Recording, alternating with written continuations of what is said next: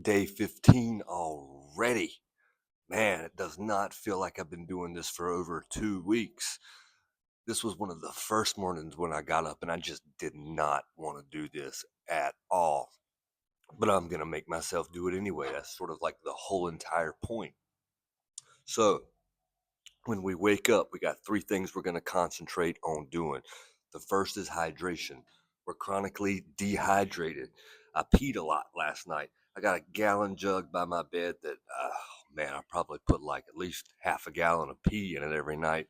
So that's at least 3 or 4 times I'm waking up.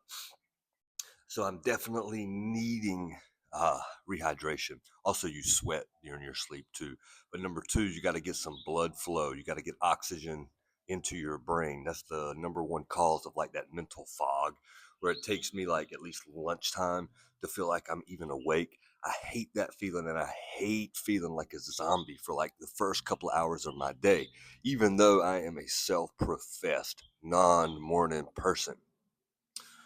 So after we do that and get some oxygen in the brain, we're obviously outside, and the sunlight can signal your body to wake up. It's a really good thing to do. You get a lot of vitamin D production. I'm rambling. I need to get my drinks in. 16-ounce bottle of water. I don't know, from Walmart, from Sam's, from Costco, Amazon. I don't even remember. I am not worried about the microplastics. If you keep putting these limitations before what you need to do, you're never going to start actually doing what you need to do. So maybe at some point I'll switch over to, I don't know, a copper cup or whatever. Uh, and until I can afford electrolyte packets, we're doing pink Himalayan salt. Gonna dump a quarter tablespoon right in. Today I'm going to start researching because I want to know what the spring water or well water that our grandparents drank. I want to know how it compares to this bottled water that we're drinking now. And yeah, I know the whole microplastic thing. I'm not talking about that. I'm talking about like maybe the naturally occurring electrolytes that we're missing out on today. I'm not really sure. Maybe I'll make a video on that, but I am super curious to find out. It tastes kind of like whenever you go into the ocean and a big wave comes and like slaps you in the face and you have to drink some salt water. There's definitely a little bit of that kind of flavor going on with that. But I need the salt because like I've said before, I'll drink a coffee maybe a little bit after this to really try to wake up. And since I only have that water and like a black coffee in my stomach before I eat breakfast, man, I'll start peeing like crazy. But that 500 milligrams of salt, that's how much sodium was in that quarter tablespoon. That does like wonderfully for me to be able to let me drink my coffee and go into my either fix my breakfast or go get my breakfast. Actually, today I think I'm going to go get a sausage, egg, and cheese biscuit from McDonald's because I'm craving it. And obviously, there's a lot of salt and extra sodium in fast food.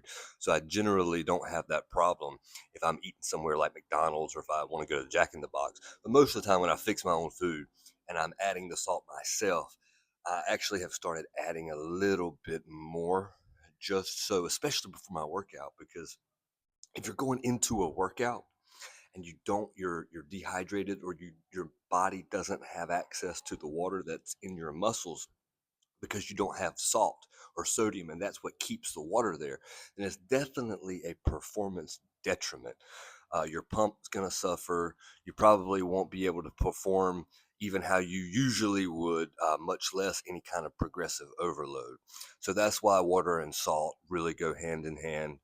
And you can really increase the salt on your food, not necessarily with like preservatives like you would get, at fast food, but like with something like a pink Himalayan salt or a good sea salt.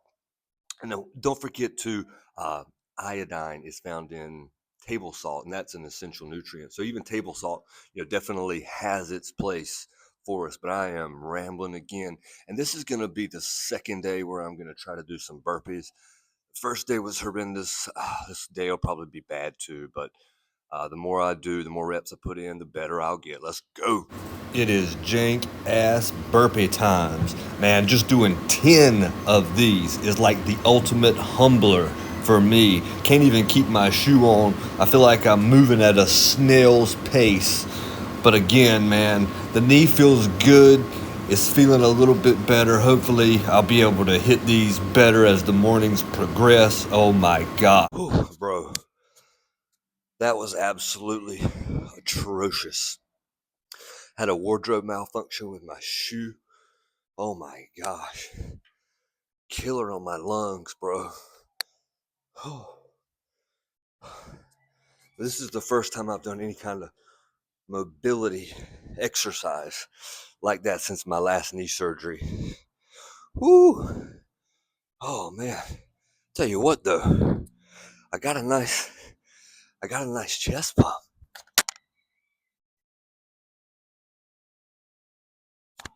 All right, I'm gonna have to pause this thing and come back to do my little bit of a talk. I'm gassing out. Man, I love the idea of going hard. I think it's pretty much maybe Sam Sulek, who I watch a lot of his stuff. I mean, who doesn't at this point? But he's always talking about going hard. And that's such a great mentality. It's not only a good mentality for the gym, but for life in general. And we know we've talked a lot about the progressive overload of life and how really, in order to grow in life, you got to be doing and adding more. Just like the gym, same thing. But a lot of times we look at other people who are doing more and we get caught up in that comparison. And a lot of times we don't realize that what we're doing is we're investing our emotional energy into somebody else's process.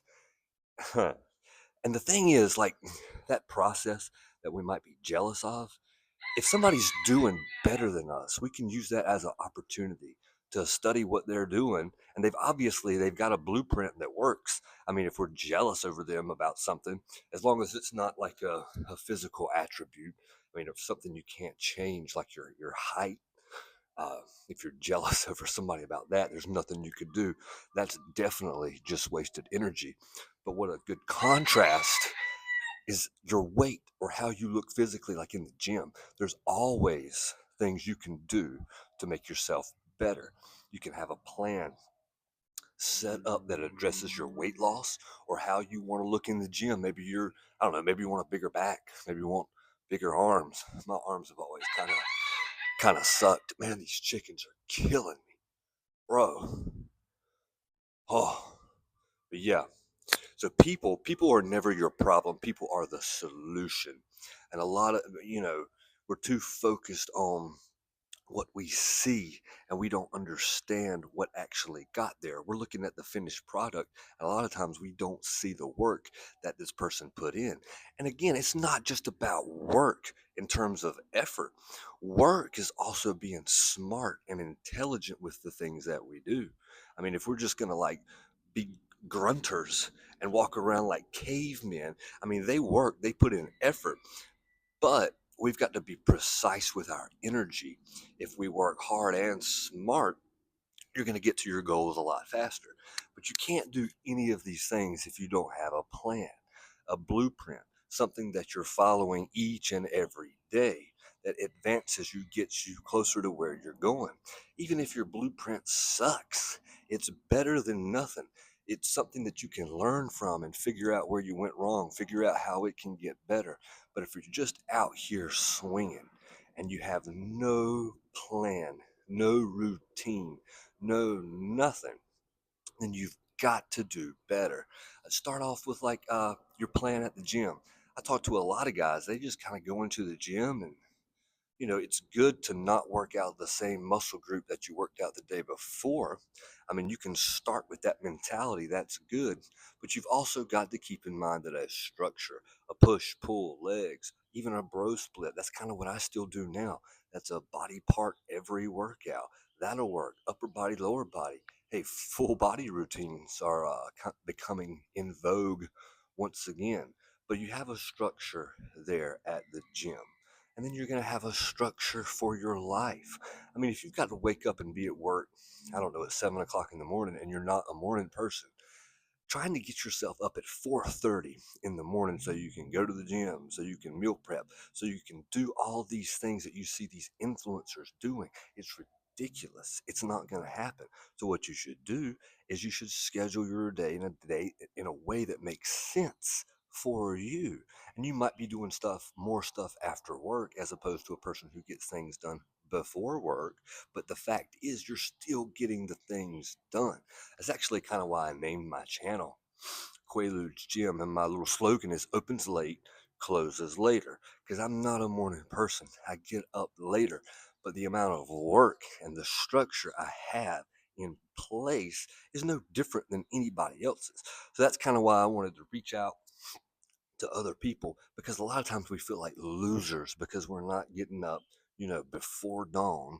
We're not running 5 miles. We hadn't read 3 chapters in the Bible and said 14 prayers.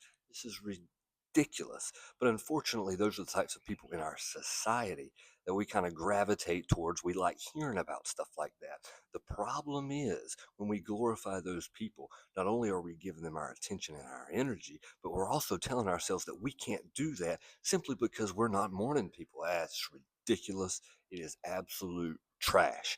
I remember when I used to work at a mill, I worked 12 hours a day. So I tried going to the gym before I had to be at work. I had to be at work at like 6:30 a.m. So I was in the gym at a ridiculous time. I did this for like 3 days, and finally I was like, you know what? I'll just stop the gym. This is ridiculous. But then I thought, you know what? Even though I just worked 12 hours, let me go into the gym and see if I can do any semblance of a workout. And you know what? I got a heck of a lot better workout after working 12 hours at a grain mill than I did going to work out before I went to work. It was ridiculous, but that's just how I'm programmed. And that's why I'm reaching out and letting other people see that just because, you don't want to wake up, or you can't wake up super, super early, that doesn't mean you can't be successful. It doesn't mean you can't have structure and order to your day. It doesn't mean you can't get done whatever it is you need to get done, whoever it is you want to be, whatever it is you want to accomplish. But there does have to be structure, and there does have to be noticeable progress made through this structure, or you're going to need another plan.